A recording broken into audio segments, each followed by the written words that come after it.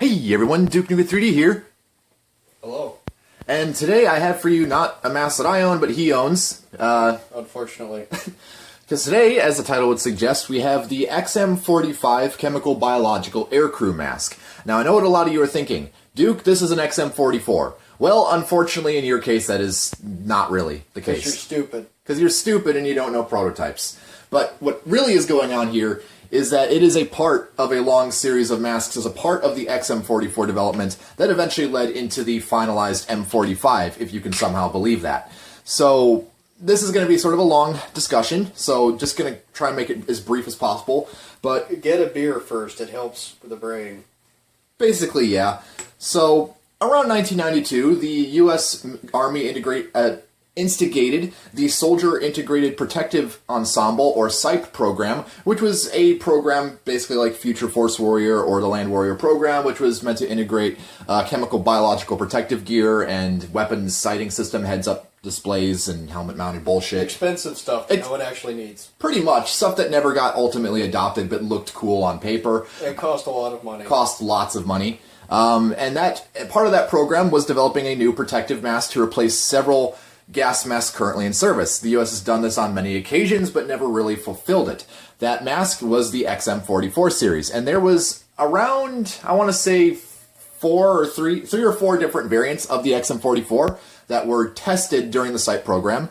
There was the normal infantry XM44, which had a basic voice diaphragm and an MCU/P style outlet valve. There was the XM46, which was the combat vehicle crewman's version, which had a MCU-to-AP style voice diaphragm with the microphone integrated into it, and again a normal MCU style outlet valve. There was the XM44 RPD, or respiratory protective device, which is actually kind of similar to what you see here. Remember, none of the other ones were respiratory protective devices. That doesn't... Yeah, no, apparently just the XM44 RPD was the main one that was tested during SIPE, where it had a M7 audio pack VPU, a metallic hose assembly, and an auxiliary blower unit, similar to the one you see here, but not the same. It's one of the weird metallic ones for the M43A1, which I'm sure you know nothing about.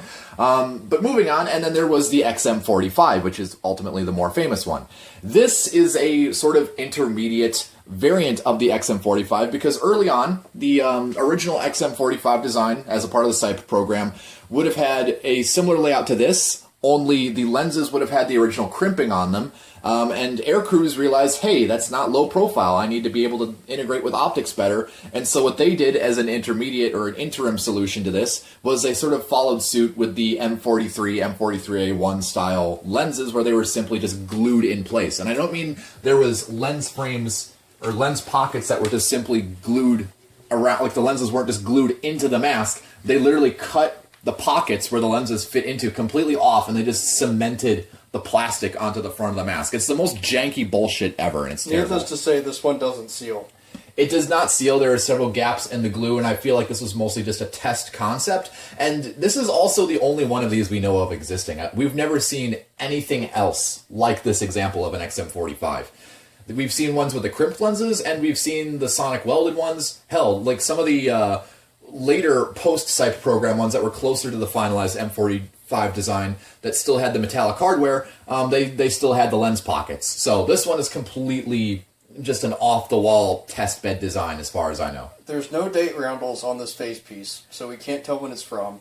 It came with a box of VHS tapes, one of which was labeled Special Operation Forces, and this is the most fucking expensive mask I've ever purchased, which kind of implies someone in the government was trying to buy it, but then their budget ran out. It's just a nightmare to look at.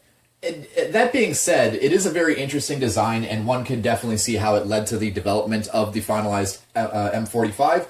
And most of the stuff you see on it right now is not part of the original kit. The M7 audio pack VPU and the Recall Safety Airstream blower unit, which ironically were also used with the M43 series and the finalized M45.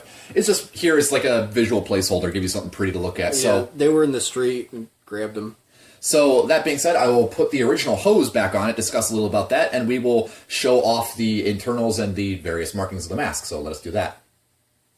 So as you can see, this is the original hose that came with the mask, where it is really just a long Herbert Cooper nylon and wire reinforced breathing hose, which is actually the same type that would have been used on the M43 series. And as you can see, it has a metallic CVC style filter coupling or thread coupling, which is actually a prototype one. This is not a one of the standard ones, because you can see it has a different finish on the metal, and there's just subtle differences about it. It's more like they blued or blackened the metal, or mechanically oxidized it rather than actually painting it. So that kind of further proves just the fact that it doesn't have a filter connector, and the fact that it's like this was, just in my opinion, is this almost complete proof that this is just a test bed thing, and it was never officially, it never saw the light of day outside of a few laboratory tests. So unscrewing this so we can get a better look at the facepiece, you can see that overall it's basically the same as a normal XM44, but obviously the lenses are completely cemented in place, if I can get the camera to focus on those. Notice this large glue happy trail right here. It's really rather poorly done. This looks like something that they just kind of cobbled together in free time, and it's like, hey, the M43 does this. Why don't we do this on the XM45? The parts are all really loose, too, with the exception of the lenses. Everything just kind of unscrews and craps off. I feel like they needed to do it like that just so they can make it easier to handle and manage. Also worth mentioning is that this outlet valve assembly with the integral microphone is off of a XM33 mask, which is the basically what became the MCU2P, but the XM33 was the aircrew version back during the prototype phase. And that was fairly common for them to reuse these microphones. I talked to another collector, and he says that they'll find these on a lot of XM44s and XM45s.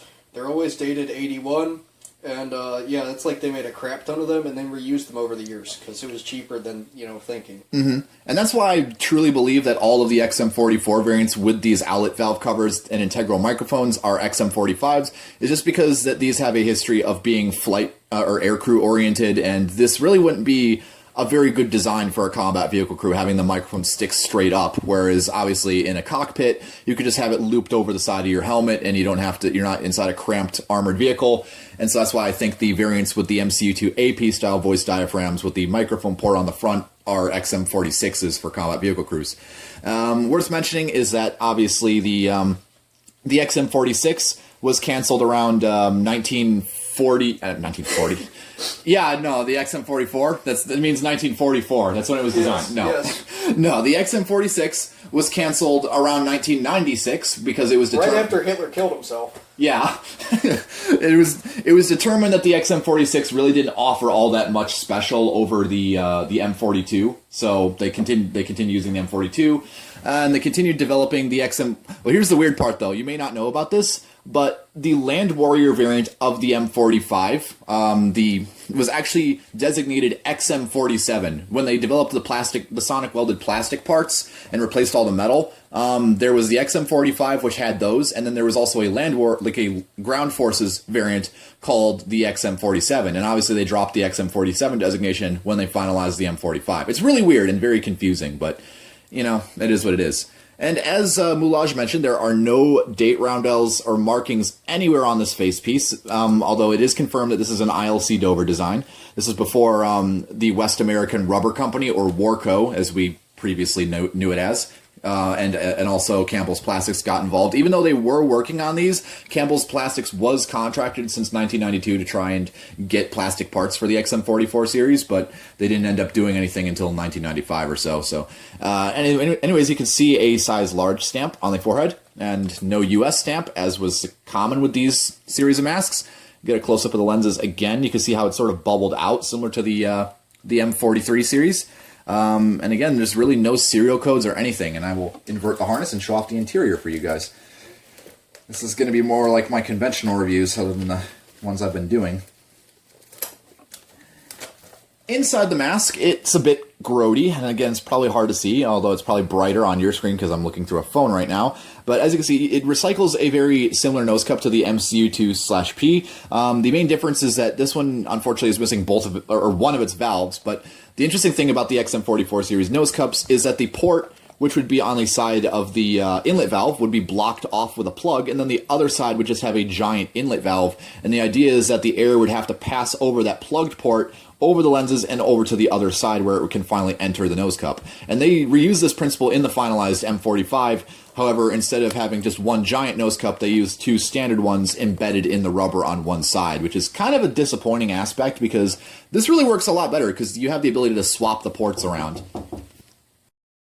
Additionally, if you pull back the nose cup on the side here, you can see it uses a very similar system to the M45, where it has this cage type protector to prevent the nose cup from flattening the inlet valve disc to allow air to pass through, basically create an air channel where the air can pass over. However, on the XM44 series, this little cage is made out of metal, and on the M45 it's made out of plastic, so that's very interesting to note how that developed. And really on the other side, it's just a standard side voice emitter port, which you probably can't see very well because the camera is kind of buggy and it's dark, but you know, you get the idea. Not really much else to see on the inside. You got the standard MCU style drinking tube along the bottom there. If the camera will stop being blurry, that would be great. Whatever. You get the idea. The most interesting thing to me is that the outlet valve is glued on at a very precarious position. It's sort of trying to eliminate the problems had with the M40 and MCU, where the silicone kind of crept up around the drinking tube, and it would basically create a point where the any blister agents could potentially get in between the secondary skin and cause damage to the facepiece, whereas they try to eliminate that as much as possible here, get a close seal with the facepiece. So it didn't quite work out with this design, but it's kind of interesting how they try to attempt that. And then obviously the only date stamp is on the outlet valve disc, or the outlet valve cover, whereas you can see, if I can look close enough, it is made... It was completed in 1981. It's split into separate quarters there. I doubt the camera's going to pick that up properly because it's kind of dark. But that's there. Not really much else to say about it. It's definitely interesting how this developed into the finalized M45. And again, this is Moulage's example. This is his. This is not mine. And that's really all I have to say about it. It's just a really weird design. And we could have had this, and then everything just went to hell. Yeah, basically. It's like... It's really damn comfy too. Like it, you know, for all the stuff it doesn't have that the M45 does, there's just certain design aspects like the nose cup that are just kind of overall a better design. So that being said, that's all I have to say about it. If I miss anything, I'll probably update it in the description. If you have any comments, questions, corrections, or concerns, drop them down in the comments below. Although I doubt that you guys know anything about this. Yeah, other than like XD looks like Sledge Mask from Rainbow Six Siege. So like Counter-Strike, it's better. Yeah, so I'm Duke New 3D, that's Moulage, we're done here.